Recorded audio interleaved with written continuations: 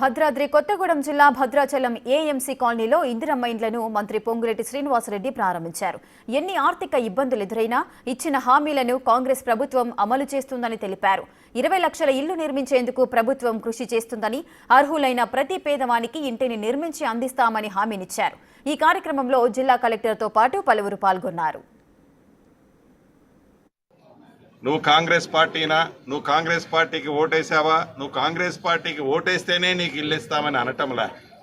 మీరు పేదవాళ్ళు అయి ఉంటే చాలు, ఏ క్వాలిఫికేషన్ అక్కర్లేదు. మీరు ఏ పార్టీ అయినా కూడా ఇందిరమ్మ రాజ్యంలో పేదవాడికి న్యాయం జరుగుతుందనటానికి నిదర్శనమే ఈ ఇందిరమ్మ ఇళ్ల కార్యక్రమం. అంతేకాదు, ఈ సంవత్సరం రాష్ట్ర వ్యాప్తంగా 4,50,000 ఇళ్ళు మొదట విడత ఇస్తున్నాం.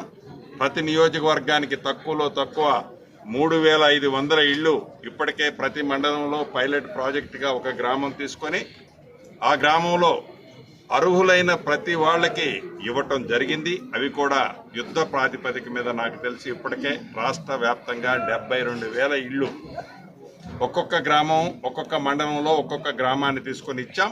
మిగిలిన ఇళ్లు కూడా ఈ ఉగాది లోపే ఇచ్చే ఆలోచనతో ఈ ప్రభుత్వం ముందుకు నడుస్తుంది. రమారమి ఈ రాబోయే 4 సంవత్సరాలలో ఇందిరమ్మ రాజ్యం మన రాజ్యంలో పేదవాళ్లకి 20 లక్షల ఇళ్లు కట్టియాలన్నదే ఈ ప్రభుత్వం యొక్క